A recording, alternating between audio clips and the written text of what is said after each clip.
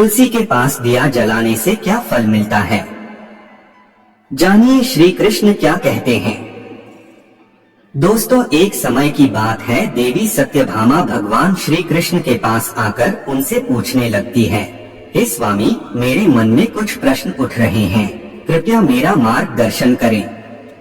तब भगवान श्री कृष्ण बोले, हे सत्यभामा, क्या है तुम्हारा प्रश्न, कृपया बताओ तो तुम्हारे प्रश्नों का निवारण करके हमें प्रसन्नता होगी। तब सत्यभामा कहती है, हे स्वामी, तुलसी के पास दीपक जलाने का क्या महात्म्य है और रोज शाम को तुलसी के पास दीपक क्यों जलाया जाता है? इससे मनुष्य को कौन सा फल प्राप्त होता है?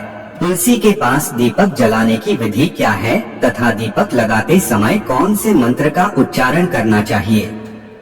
कृपया आप मुझे विस्तार से बताइए। तब भगवान श्री कृष्ण कहते हैं, हे देवी, आज तुमने समस्त संसार के कल्याण की भावना से बहुत ही उत्तम प्रश्न किया है। तुम्हारे इस प्रश्न का उत्तर देने से पूर्व मैं तुम्हें एक प्राचीन कथा सुनाता हूँ, जिससे तुम्हें तुम्हारे सभी प्रश्नों के उत्तर मिल जाएंगे। शाम को तुलसी के पास दीपक जलाने से जो फल मिलता है, उसी का वर्णन मैं इस कथा में करूँगा, इसीलिए तुम इस कथा को ध्यान पूर्वक सुनना।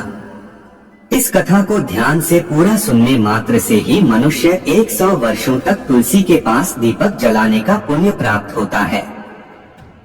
फिर देवी सत्यभामा कहती है, हे प्रभु, मैं इस कथा को सुनने के लिए उत्सुक हूँ, कृपया आप इस कथा को मुझसे कहिए।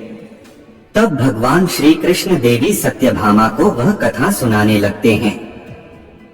हे देवी, पूर्व काल की बात है, दक्षिण दिशा में तुंगभद्रा नाम की एक बहुत बड़ी नदी है। उसी नदी के किनारे पर हरिहरपुर नाम का एक अत्यंत सुंदर नगर बसा हुआ था। उसी नगर में मनोहर नाम के एक ब्राह्मण निवास करते थे। वे अत्यंत गुणवान, चरित्रवान, धर्म कार्य करने वाले तथा वेदों के मार्ग पर चलने वाले थे। उन्होंने समस्त शास्त्र का अध्ययन किया हुआ था। उसी ब्राह्मण की एक पत्नी थी, जिसे लोग दुराचार कहकर पुकारते थे, क्योंकि उसके कर्म ही उसके नाम के अनुसार थे। वह सदैव ही अपने पति को अपमानित करती थी, अपने पति के लिए कुवाच्य कहती थी, पति को भयंकर दुख देती थी, पति के लिए कभी भोजन नहीं बनाती थी। उसने उसके पति के साथ कभी शयन नहीं किया, कभी उसके साथ प्रेम से व्यवहार नहीं किया। पति के मित्र परिवार के लोग घर पर आते तो वह स्त्री उनको अपमानित करके भगा दिया करती थी और स्वयं काम भाव से उन्मत्त होकर निरंतर अन्य व्यभिचारिणी स्त्रियों के साथ घुमा करती थी। उसका मन पति को छोड़कर पराये पुरुषों में लगा रहता था।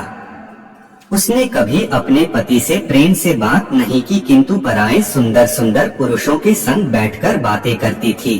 पराये पुरुषों को मोहित करने के लिए सज धज कर गाँव में घूमने जाया करती थी। कभी वह वन में किसी वृक्ष के नीचे खड़ी रहकर सुंदर पुरुषों की राह देखने लगती और किसी दुष्ट पुरुष को मोहित करके उसके संग भोग विलास किया करती थी। फिर एक दिन वह दुराचार स्त्री वन में जाकर एक वृक्ष के नीचे खड़ी हो गई। उसका चित्त काम से भरा हुआ था। वह किसी सुंदर कामी पुरुष की राह देख रही थी, किंतु बहुत समय निकलने के बाद भी उस स्थान पर कोई पुरुष नहीं आया। इसीलिए वह अत्यंत दुखी हो गई और प्रियतम की खोज में इधर उधर देखने लगी। उस दिन उसका सारा परिश्रम व्यर्थ हो गया। वहाँ पर खड़ी होकर वह नाना प्रकार की बातें कहकर विलाप करने लगी। हाय, आज तो इस मार्ग से कोई भी सुंदर पुरुष नहीं आया। अब मैं कैसे अपनी काम शांति करूं? आज की रात कैसे बीतेगी? वह जोर जोर से विलाप करने लगी। उसी जंगल में एक भयानक बाघ निवास करता था। उस पापिनी स्त्री की आवाज सुनकर वह जाग गया और उछलकर उस स्त्री का भक्षण करने के लिए उसके पास आ गया। उस भयंकर बाघ को देखकर उस स्त्री के पसीने छूटने लगे। वह भय से थर-थर कांपने लगी। वह स्त्री कुछ करती, इतने में ही उस बाघ ने अपने पंजे से उसे घायल कर दिया और वह स्त्री जमीन पर गिर पड़ी। जमीन पर गिरते ही वह स्त्री चिल्लाते हुए बोली, अरे बाघ, तू किस लिए यहाँ पर आया है? मुझे क्यों मार रहा है? मैं यहाँ पर अपने प्रियतम को खोज रही थी। तू मुझे छोड़ दे, मेरा भक्षण करके तुझे क्या मिलेगा? उस स्त्री की यह बात सुनकर वह भयानक बाघ क्षण भर के लिए रुक गया और हंसते हुए बोलने लगा, हे दुष्टा, आज विधाता ने तुझे मेरा ग्रास नियुक्त किया है। तुझ जैसी पापिनी स्त्रियों को भक्षण करना ही मेरा काम है, तभी मुझे इस शरीर से मुक्ति मिलेगी। वह स्त्री कहने लगी, हे बाघ, तुम कौन हो? मुझे सच सच बताओ, तुम्हें किस कारण से बाघ होना पड़ा और तुम मुझ जैसी स्त्रियों का भक्षण क्यों करते हो? पहले मुझे सारी बात बताओ और फिर मेरा भक्षण करो। फिर वह बाघ कहने लगता है, हे पापिनी, मैं तुझे मेरे पूर्व जन्म का वृतांत सुनाता हूँ, किस कारण से मुझे बाघ होना पड़ा। पूर्व काल में दक्षिण देश में एक नदी थी। उस नदी के तट पर एक नगरी बसी हुई थी। उसी नगरी में मैं निवास करता था। मैं एक ब्राह्मण का पुत्र था और नदी किनारे बैठकर यज्ञ आदि कार्य किया करता था। मैंने उस जन्म में अनेक पापियों के लिए यज्ञ किए, उन पापियों के घर का भोजन किया। मैंने धन के लोभ से अनेक पापियों के लिए कार्य किए। जिन वस्तुओं का दान ब्राह्मण को नहीं लेना चाहिए, उन वस्तुओं का दान भी मैंने ग्रहण किया और दूसरों से धन लेता था, लेकिन कभी वापस नहीं करता था। इस प्रकार से पाप करते हुए मुझे बहुत साल बीत गए और मैं बूढ़ा हो गया। मेरे बाल सफेद हो गए, आंखें सूज गई, मुंह के सारे दांत गिर गए, लेकिन फिर भी मेरी दान लेने की आदत नहीं छूटी और मैं पाप करता गया। फिर एक दिन मैं धन के लोभ से नदी किनारे गया और अन्य धूर्त ब्राह्मणों के साथ मिलकर हमने लोगों को ठगा। झूठे मंत्र वचन बोलकर हमने बिना विधि किए ही देवी देवताओं का पूजन किया और बहुत सारा धन दान में ले लिया। फिर उसी स्थान पर एक बीमार कुत्ते ने मेरे पैर में काट लिया और मैं मूर्छित होकर गिर पड़ा। उसी क्षण मेरे प्राण चले गए। फिर यम के 2 दूत उस स्थान पर प्रकट हुए और मुझे पकड़कर यमपुरी ले गए। वहाँ पर यमराज ने चित्रगुप्त से मेरे कर्मों का लेखा जोखा निकालने के लिए कहा। फिर चित्रगुप्त कहने लगे, हे धर्मराज, इस ब्राह्मण ने घोर पाप किए हैं। इसने दूसरों से झूठ कहकर धन लूटा है। विधि से पूजा न करके झूठे मंत्र बोलकर भगवान का अपमान किया है, इसीलिए यह पापी ब्राह्मण केवल नरक जाने के ही योग्य है। फिर यमराज ने अपने दूतों को आदेश देकर मुझे नरक की अग्नि में डाल दिया।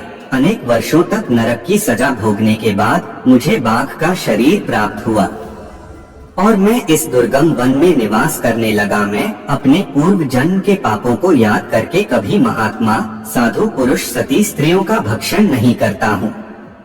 मैं केवल पापी, दुराचारी तथा उल्टा स्त्रियों का ही भक्षण करता हूँ, ताकि मुझे पाप से मुक्ति मिल जाए। इस प्रकार से उस बाघ ने अपने पूर्व जन्म का वृतांत सुना दिया और उस स्त्री से कहने लगा, है पापिनी, तेरे आचरण से तो उल्टा दिखाई पड़ती है। अपने पति को छोड़कर तू इस वन में अन्य पुरुष के साथ भोग विलास करने के लिए आई है, इसीलिए आज तू मेरा ग्रास अवश्य बनेगी। इतना कहकर उस बाघ ने अपने तीक्ष्ण नाखून से उस पापी स्त्री के टुकड़े टुकड़े करके उसे खा लिया। फिर उस स्थान पर यम के 2 दूत प्रकट हुए और उस पापिनी स्त्री को उठाकर यमपुरी में ले गए। वहाँ पर उसे यमराज के सामने खड़ा किया गया।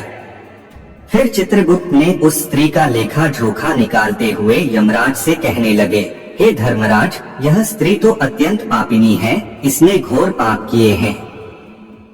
इसने व्यभिचार किया है। इसने अपने पति की कभी सेवा नहीं की। अपने पति को भूलकर पराये पुरुषों के संग भोग विलास किया करती थी। उसके पापों को सुनकर यमराज ने उस स्त्री को अग्नि से भरे हुए कुंडों में डालने का आदेश दिया। अनेक वर्षों तक उसे उस कुंड में पकाया गया। फिर उसे निकालकर रौरव नामक नरक में डाल दिया गया। इस प्रकार से उसे अनेक वर्षों तक अलग अलग नरकों में डाला गया और नरकों में डालने के बाद वह महापापिनी स्त्री पुनः पृथ्वी लोक पर आकर चांडाल के रूप में उत्पन्न हुई। चांडाल के घर में जन्म लेकर वह फिर से अनेक पाप करने लगी, व्यभिचार करने लगी, अनेक पापी पुरुषों के संग विहार करने लगी। फिर कुछ समय बाद पूर्व जन्म के पापों के कारण उसे कोढ़ का रोग हो गया और वह भयानक पीड़ा सहन करने लगी। उसका अंग अंग जलने लगा, उसके नेत्रों में पीड़ा होने लगी। इस दुख को सहन करती हुई वह दिन बिताने लगी। फिर एक दिन वह तीर्थ में स्नान करने के उद्देश्य से अन्तपुर में चली गई। वहाँ पर वह एक आश्रम के बाहर निवास करने लगी। उस आश्रम में एक तुलसी का पौधा था। अन्य स्त्रियों को वहाँ पर तुलसी के पास दीपक जलाते हुए देखकर उस पापी स्त्री ने भी वही किया। उसने तुलसी के पौधे के पास एक दीपक जला दिया। फिर उसी रात हृदय फटने से उसकी मृत्यु हो गई और यमराज के 2 दूत उसे ले जाने के लिए वहाँ पर प्रकट हुए।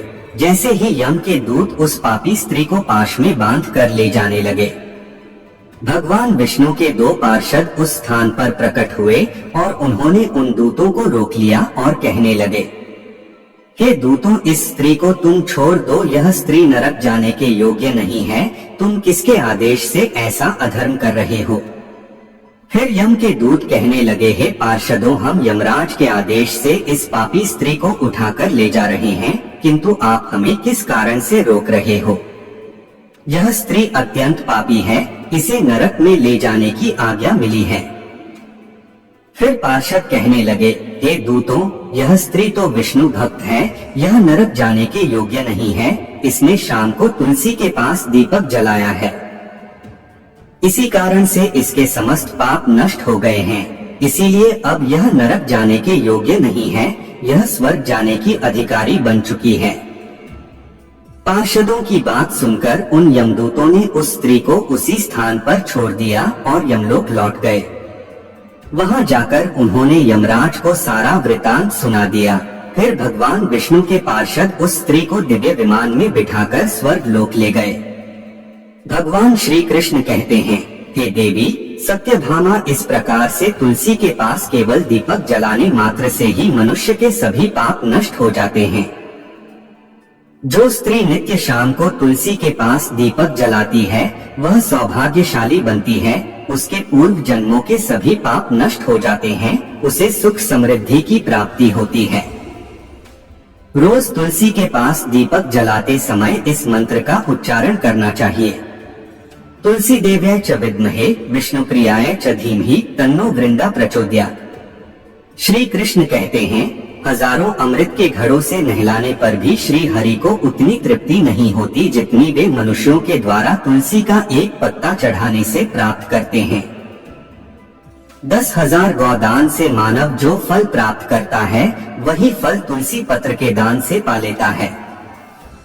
जो मृत्यु के समय अपने मुख में तुलसी पत्र का जल पा जाता है, वह संपूर्ण पापों से मुक्त होकर श्री कृष्ण के धाम जाता है। दोस्तों, सनातन हिंदू धर्म में तुलसी के पौधे का महत्व सबसे अधिक है। इसकी सबसे पहले पूजा भगवान विष्णु जी ने की थी। श्री हरि कहते हैं, जिस प्रकार से देवी लक्ष्मी से वैकुंठ को ऐश्वर्य प्राप्त है, उसी प्रकार से वैकुंठ में तुलसी के कारण ही पवित्रता प्राप्त है। पृथ्वी लोक पर जिस स्थान पर भी तुलसी का पौधा होगा, उस स्थान पर कभी बुराई का वास नहीं होगा। ऐसा स्थान सबसे अधिक पवित्र होगा। इसी कारण से हमें हमारे घर में तुलसी का पौधा अवश्य ही लगाना चाहिए। तो दोस्तों, इस प्रकार से भगवान श्री कृष्ण ने